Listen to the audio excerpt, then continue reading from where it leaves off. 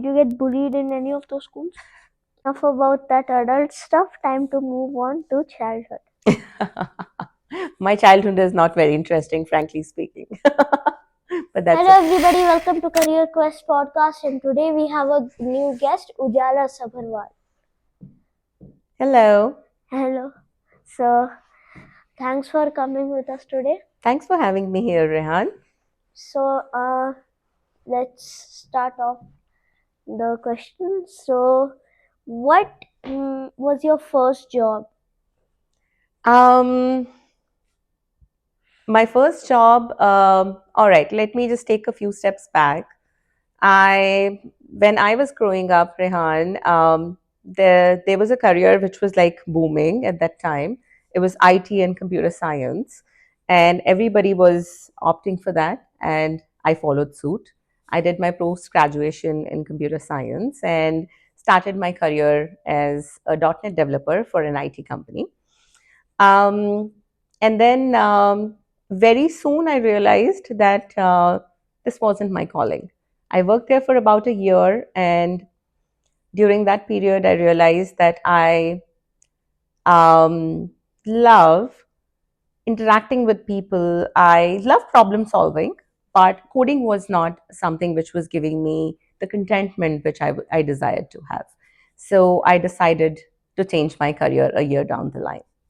What made you choose that path in college? Um, like I mentioned, during that time, nobody used to ask us, and nobody did ask me, frankly speaking, when I was growing up, that what is the career that you're going to choose when you grow up. Either it's a doctor or an engineer or a pilot or whatsoever. And thankfully, they did not ask me, Rehan, because I did not have an answer. Okay. If they would have asked me, I couldn't have known. But since everybody was doing engineering, everybody was following the path of studying computer science. So that led me to complete my education, post graduation in computer science. And that segued my way into being a .NET developer. If my podcast was there in the time when you were curious, then you would have known. Um, I'm not too sure. Do you know that I did not even have a mobile phone or an access to a phone till I was in college. So the life was very different from what you folks or what your kids have right now. You guys have access to all the wonderful gadgets in the world, iPads and phones and whatnot. We did not have access to all of that. So I'm not too sure if there was a podcast at that time. I would have known about that. In college, you decided to take the path on where your first job led to this? Yes, when I chose that I want to study computer sciences, yes, at that point in time, I knew that where my career would lead me to an IT company, a job that would end up in being a developer, a coder. Yes, I did know about Did you have tuition when you were small? that. I come from a family, Rehan, where most of the folks in my family were educators. And I think I did not need any tuition growing up because I had the most, I had all the teachers in my home itself. So, frankly, I did not go for any tuitions outside of my home. Never. No. Okay, so did you have a strict school or strict tuition teachers? I mean, your Uh, family were they strict when they were teaching yeah, that's a good story. And when I look back, yes, I had a family, like I said, full of a lot of educators. So for us, Rehan, growing up, education was not an option. It was the way of life. A lot of times I was asked to just sit and study for long hours. And a lot of times I did not enjoy it as a child. I used to question it most of the times. But now, when I look back about the whole experience, I feel that actually gave me uh, a lot of resilience, the discipline of hard work, and that still stays with me even now in my life. And that's when I feel that, a lot of times what happens is that when you are a child, there are a lot of things that happen when you feel that, okay, this is not something that I want, or it's not right for me. But when you grow old, when you become an adult, you feel these are some of the things in your childhood that actually shape your life going forward. That's exactly what happened with me. I think my whole experience of being born in that family of educators who taught me discipline, who taught me resilience, where I learned hard work, that changed the whole way how I am as a professional and as a person today. In your school, your school was strict. You said no. Yeah. So how many friends did you have? um, I had schoolmates, and growing up, I was not allowed to have friends because you're asking about school, Rehan, that whether my school was strict or not. The educators in my family that I'm talking about, the head of that educator was my grandmother, who used to head the school where I studied till my 10th grade. And she was strict, and I think she was strict for my own good. That's what I realized right now. She thought friendships and all can be made later in life, but at that point in time, she thought this is my prime age, and all I should do is focus on getting the right education and honing in to the right skills. The school your grandmother owned, what was it called? That was called Luthra Academy back in my hometown, Jammu and Kashmir, Jammu city. Yes. What is your favorite thing to eat right now? Right now, um, I'm on. I'm a foodie, by the way. For the past few years, I'm on. I actually measure what I eat just to stay healthy. So I don't binge onto a lot of food. But yes, if you seriously ask me what my favorite food has been since my childhood, it's it's the food that I used to eat when I was a child. All the Kashmiri cuisine that used to be cooked at my place, and I learned to cook it, and I cook it now for my husband and my son. Okay. Yeah. Yeah.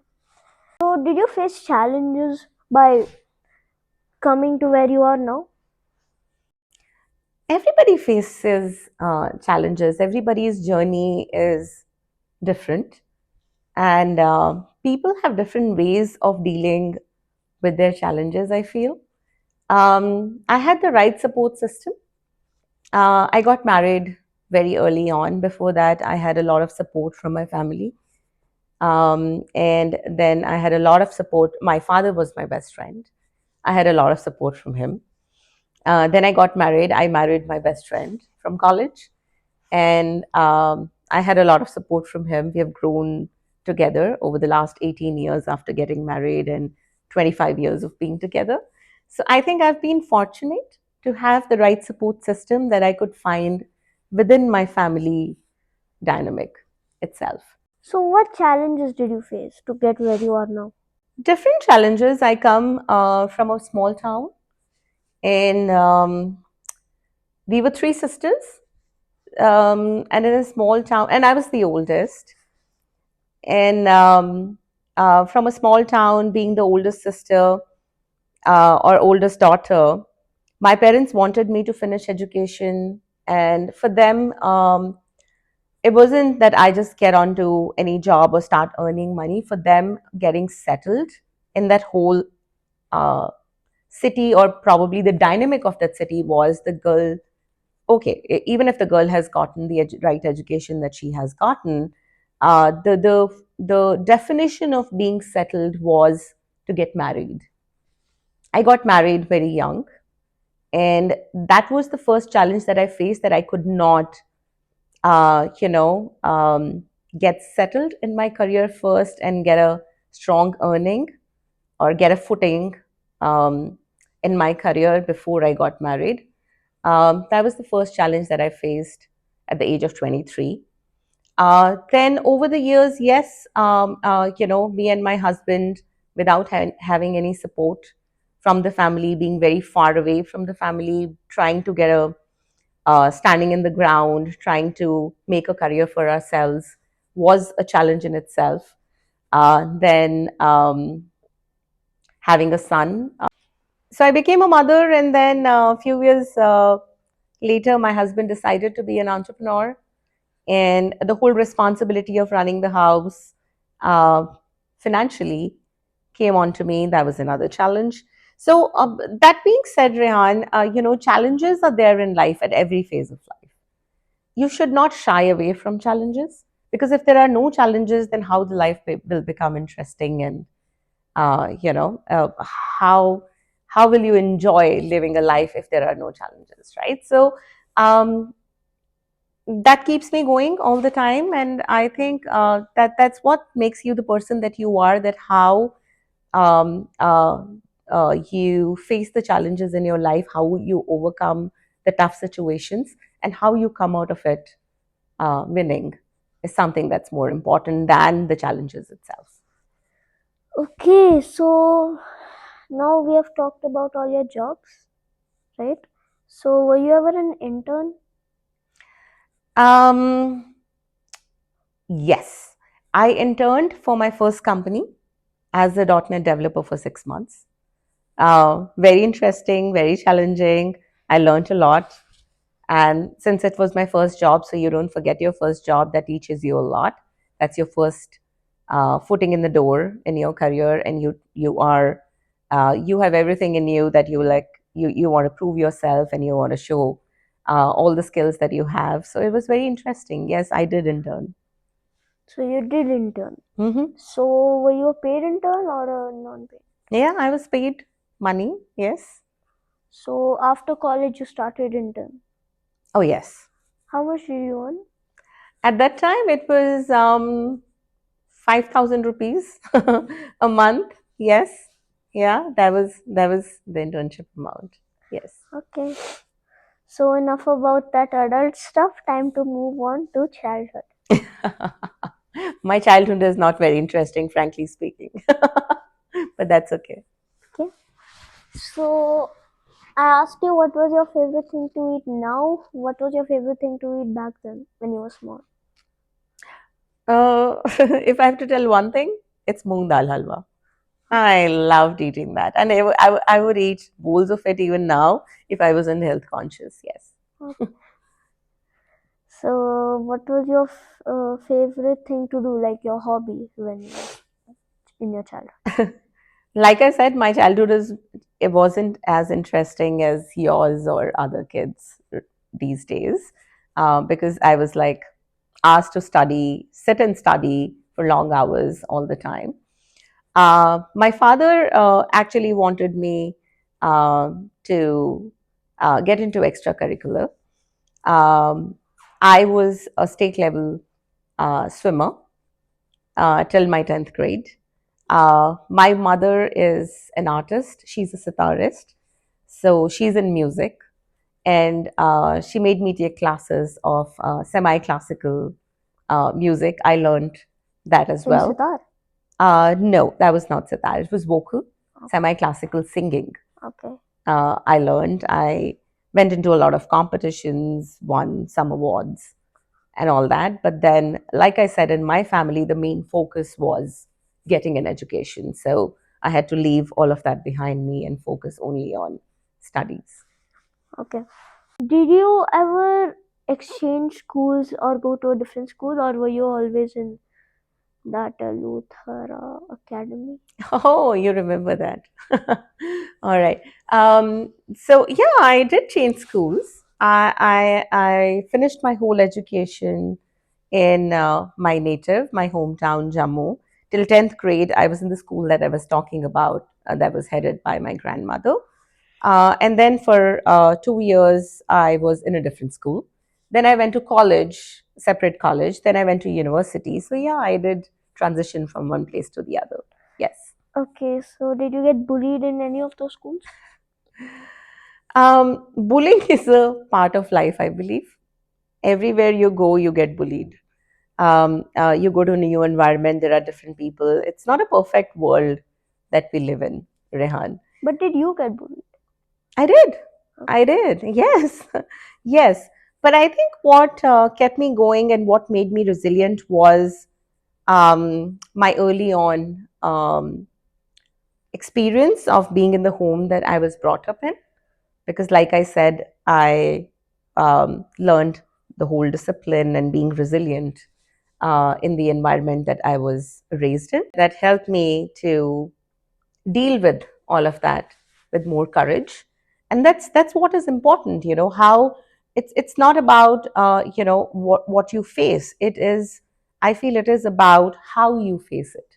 It's very different in the ways that people face the situations in their life. And I think very early on I learned that I need to be more and more confident and courageous and resilient. So you did get bullied? I did. I heard you were 2018 Mrs. India winner. So what made you participate? Hmm. It was by chance, and frankly, I did not even fill my application myself. There was a colleague of mine. She filled my application, and she pushed me to go through it. And at that point in time, and back in 2018, I was very, very focused on my career, and I was a new mother as well, very focused on my personal life too. My first instinct was to say no and not go.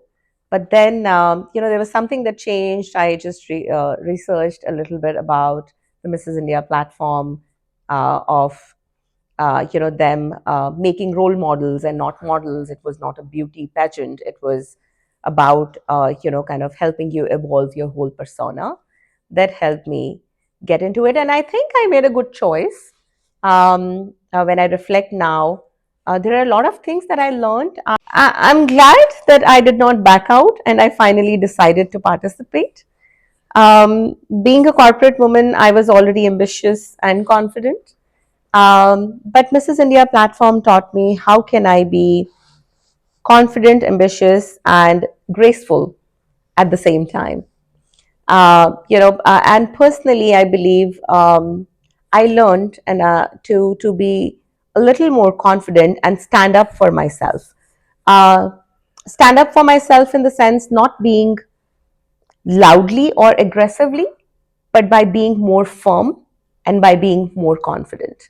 So I'm glad that I participated in that pageant. Were you proud of yourself by winning Mrs. India? I was. It was a lot of effort. It was a lot of work. And I think not just me, it was my whole family that participated because everybody sacrificed something or the other. I was not there, I was not present for them because I was preparing and juggling between my career and this event, preparing for it. So everybody did, and most of all, I think my son and my husband, they did a lot. They did support me a lot. And yes, I think the most important thing was my father's face when my name was announced, that I was the winner, and he was right there in the audience. And there's a clip that I still have of his face, facial expressions, um, that, how proud he was. That makes me feel really proud right now. So what do you see yourself doing in 10 years? In 10 years, that's a long time. I don't plan ahead. I'm not a big planner. I plan for, say, about 3 months, 6 months, 1 year at the max. But yeah, I mean, if you seriously ask about 10 years down the line, Um, I want to be a good human being. I want to be someone who, whatever I have become, I should be able to give back to the society, and to be able to make sure that whatever I have learned, whatever I have become today, even if it is one person or two people or three people, I should be in a position to empower or inspire those folks, or probably as many people as I can. That would be the that actually will give me the real contentment of my life, I feel. Finally, you can tell the viewers something inspiring for them. So, Sure. So, since this podcast is all about kids who are looking forward to choose a career, I would say it's okay that you don't know what career do you want to choose, whether it's being an engineer or an entrepreneur, a CEO or pilot or whatsoever, because this is not your age to decide at this point in time. It's okay not to know. What you should do is to hone into the right skills, and I feel the right skills in my mind, and for people, or for kids of your age, Rehan, is to be curious, to learn as much as you can, look at things around you and ask questions, and above all, I feel, be kind. That's the message that I would give to the kids. Being a mother, there are a lot of things. I'm not a perfect mother, but there are a lot of things that I learned on the way. To the parents, I would say, let your kids dream. Don't push them hard. Let them be curious. Let them ask you as many questions as they want. And do not compare them to another kid. Every kid's journey is different, and success looks very different for different people. And you don't know in what ways your kid may shine few years down the line. So let them dream, and let them dream big. okay, thank you, Ujala, for coming in this podcast, and see you guys in the next episode. And bye.